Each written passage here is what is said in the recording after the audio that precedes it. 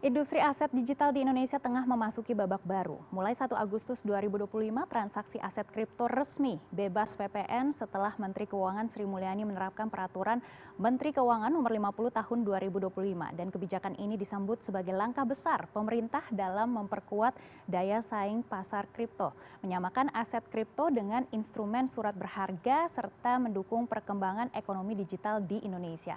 Namun apa dampaknya bagi pelaku industri, investor hingga masa depan ekosistem kripto di tanah air? Untuk membahas hal ini sudah hadir bersama kami di studio Chairman Indodax, Oscar Darmawan. Selamat pagi, Chairman. Selamat Pak pagi, Oscar, Maggie. bagaimana Ya, kabarnya? baik. Baik, bagaimana Anda melihat kebijakan yang saat ini juga disambut sebagai langkah besar ya oleh masyarakat Indonesia? Kita melihat, wow, aset digital ini sekarang sudah bebas PPN. Ya, ini adalah salah satu langkah yang luar biasa saya kira. Karena kalau kita bicarakan perkembangan kripto selama 10 tahun di Indonesia ini, bahkan kurang lebih 11 tahun lebih ya, kita bisa melihat dari perkembangannya bagaimana kripto awalnya tidak diakui, terus kemudian menjadi komoditas, dan sekarang disamakan dengan surat berharga. Jadi saya rasa ini adalah suatu langkah yang progresif dan saya sangat appreciate kepada pemerintah. Baik, kalau misalnya kita lihat meskipun ini PPN-nya sudah dihapus, tapi tetap PPh-nya ini ada kenaikan sedikit sekitar 0,21%. Bagaimana Anda melihat kebijakan tersebut? Saya kira kalau secara besaran total pajaknya tidak ada perubahannya dibandingkan tahun sebelumnya. Jadi seharusnya secara industri dalam negeri tetap bisa menjalankan bisnisnya seperti biasa. Dan di satu sisi tidak adanya PPN ini suatu langkah yang sangat positif menurut saya. Baik, apakah nantinya ada lonjakan volume untuk membeli aset-aset kripto setelah PPN ini dibebaskan? Saya kira kalau kita bicara mengenai lonjakan volume, kalau kita bicara secara total pajaknya kan tidak ada perubahan. Tapi dengan diakuinya kripto sebagai surat berharga, itu membuka pintu masuk dari investor institusi untuk lebih percaya kepada aset kripto di Indonesia. Jadi ini sesuatu yang positif dan kemungkinan besar memang ada lonjakan volume karena akses dari institusi masuk ke dalam kripto ini di Indonesia. Baik, jika ada lonjakan volume ini berarti memang demand-nya bertambah begitu ya. Kalau kita Betul. lihat sebenarnya banyak platform di Indonesia saat ini, bukan hanya Indodax, ada beberapa platform lainnya Ya. yang mungkin juga menjadi kompetitor Anda. Ya. Dan bagaimana Anda melihat peluang ini ke depannya? Kalau kita bicara mengenai pasar kripto di Indonesia itu kan masih sangat luas ya, dengan besaran total penduduk mencapai 300 juta orang. Saya kira kalau memang masih banyak pemain di bidang kripto itu akan makin baik, karena itu artinya semakin banyak masyarakat yang bisa diedukasi. Karena kalau kita lihat dari total member Indodax sendiri kan kurang lebih mencapai hampir 8 juta orang. Masih sangat jauh dibandingkan total penduduk Indonesia. Kalau kita bandingkan dengan Korea Selatan, di mana 1 dari 5 orang itu punya aset kripto, di Indonesia itu masih kurang lebih sekitar 1 dari 15 orang, jadi masih sangat jauh. Ya, ini sesuatu yang harus kita kejar, dan dengan bersama-sama semakin banyak industri, harapannya masyarakat Indonesia akan mendapatkan literasi keuangan yang lebih baik melalui aset kripto. Baik, Pak Oscar, tentunya kami juga sangat ingin mengetahui terkait dengan regulasi platform ya. Kenapa makin banyak platform yang sebegitu mudah mendirikan perusahaannya di Indonesia? Apakah memang ini ada perusahaan asing dan juga bagaimana komponen-komponen saham tersebut? Apakah ini memang entry barrier-nya sangat rendah atau seperti apa? Saya kira kalau dikatakan entry barrier-nya sangat rendah, justru berkebalikan. Jadi kalau kita melihat daripada aturan yang ada di peraturan OJK untuk pendirian perusahaan perdagangan aset kripto sangat sangat sulit ya bisa dikatakan, karena modal yang ditetapkan itu adalah 100 miliar rupiah. Ya, relatif tinggi, bahkan sedikit lebih tinggi dibandingkan beberapa, kalau kita mau membuat misalnya sekuritas atau pialang di Bapepti misalnya, itu modalnya lebih rendah. Jadi kalau dikatakan entry barrier-nya saya kira sudah cukup tinggi sih. Sudah cukup tinggi Sudah karena cukup harus tinggi. ada cadangan sekitar 100 100 miliar miliar rupiah rupiah. untuk Baik, modalnya. baik Pak Oscar. Kalau misalnya kita lihat juga di luar negeri begitu ya, sebenarnya cryptocurrency ini sudah menjadi komoditi begitu ya, dan Baik, bukan hanya investasi betul. saja, tapi kalau di Indonesia bagaimana peluangnya ke depannya? Saya kira kalau kita bicara mengenai peraturan OJK 50 tahun 2025 yang barusan keluar, kan di Indonesia sekarang juga disamakan dengan surat berharga. Nah, sekarang tinggal satu langkah lagi nih, kalau kita bicara pengakuannya sudah beres, sekarang apakah ke depannya kripto itu akan menjadi bagian dari devisa Indonesia atau tidak? Karena kalau sudah dianggap surat berharga, itu cuma satu step lagi. Ya, kita lihat aja perkembangannya bagaimana, harapannya sih Indonesia bisa mempertimbangkan kripto menjadi salah satu bagian dari devisa negara. Jika kita melihat tentunya ini langkah yang cukup besar ya bagi pemerintah Indonesia. Apakah hal ini juga bisa meningkatkan daya saing Indonesia dalam menarik investor asing ataupun investor dalam negeri untuk proyek kripto global? Saya kira kalau kita bicara mengenai pertumbuhan blockchain developer atau kripto lokal yang go global, kita sudah bisa melihat cukup banyak proyek-proyek kripto yang bermunculan belakangan ini. Ya, harapannya dengan makin diakuinya ini menjadi sebuah inisiatif bagi para pengembang token lokal dan blockchain lokal untuk mau go global. Jadi jangan sampai kita cuma menggunakan produk-produk blockchain dari luar negeri aja. Baik, mungkin bisa di-spill sedikit ya Pak Oscar, mungkin ada proyeksi internal dari Indodax sendiri terkait ini? Kalau dari kita memperkirakan kalau secara volume akan terjadi lonjakan yang cukup besar dari akses institusi yang kemudian masuk ke platform perdagangan dalam negeri. Ya. Dan saat ini kita sudah mulai membuka pembicaraan dengan berbagai sektor lembaga keuangan untuk bisa mengkolaborasikan produk-produk kripto ini dengan produk-produk keuangan. Baik Pak Oscar, ini meskipun transaksi dibebaskan dari PPN, pemerintah tetap mengenakan pajak atas layanan penyedia platform, begitu ya? Dan seperti dompet digital, penarikan ataupun deposit. Bagaimana sebenarnya tanggapan Anda terkait dengan regulasi-regulasi ini? Apakah ini tetap membebani pengguna atau dianggap wajar? Saya kira itu sesuatu yang wajar ya, karena itu dikenakannya bukan ke pengguna, tapi kepada penyedia platformnya. Jadi kalau kita bicara mengenai PPN atas perusahaan, memang itu sewajarnya memang dikenakan apabila memang sudah sebagai pengusaha kena pajak ya. Sudah PKP memang wajib dikenakan sih. Jadi itu bukan sesuatu yang memberatkan.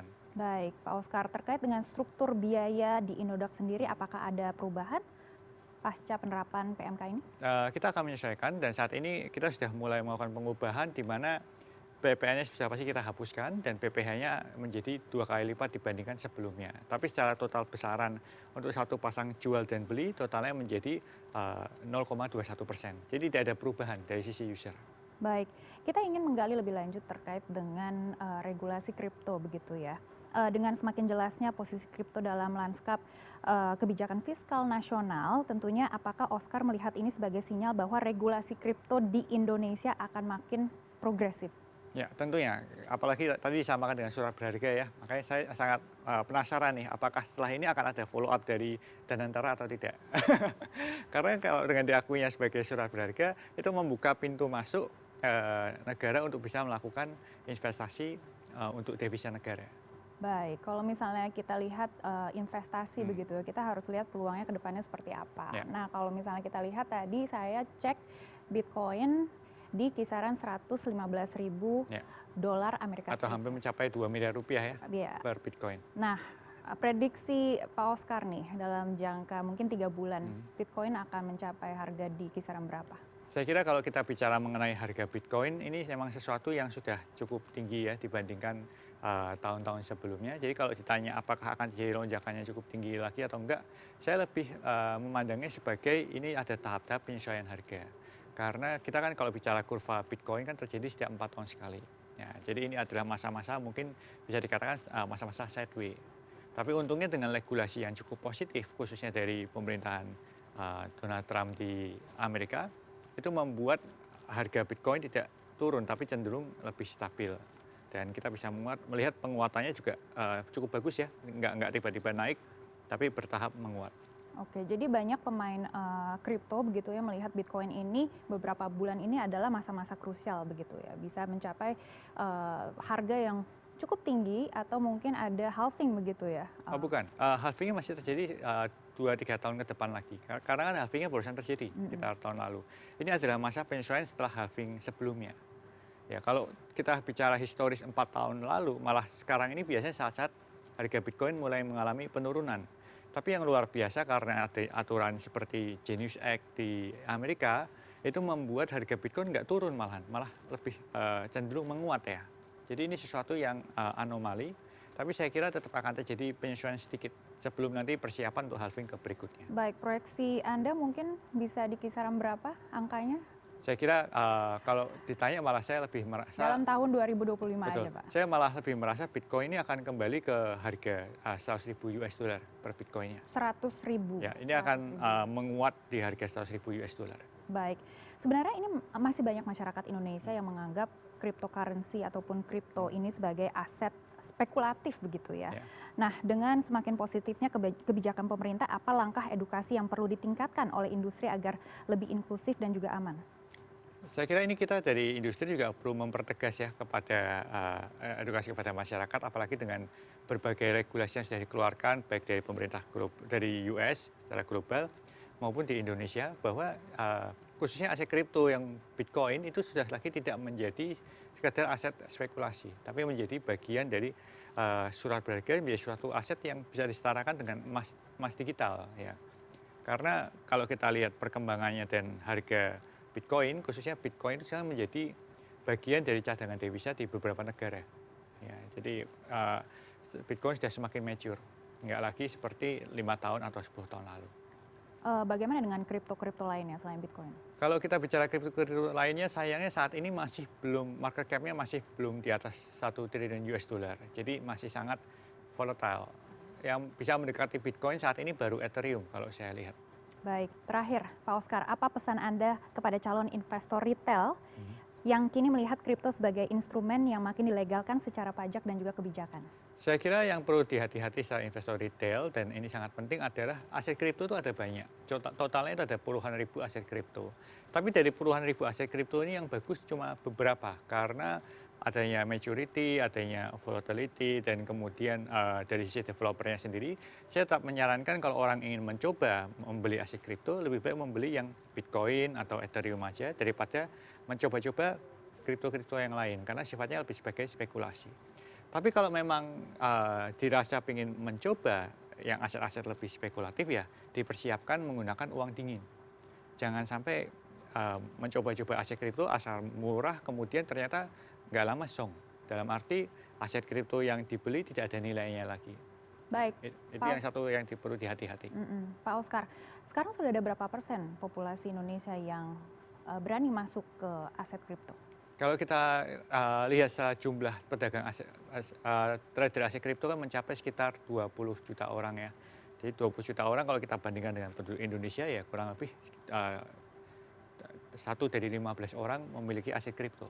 Baik, mungkin kita juga kasih kesempatan untuk Pak Oscar edukasi terkait dengan kripto, seperti apa sebenarnya, blockchain dan sebagainya. Ya, kalau kita bicara mengenai aset kripto sebenarnya adalah bagian dari inovasi teknologi blockchain. Ya, kalau kita bicara di dalam revolusi industri 4.0 ya, revolusi industri 4.0 yang digerakkan oleh 4 sektor teknologi.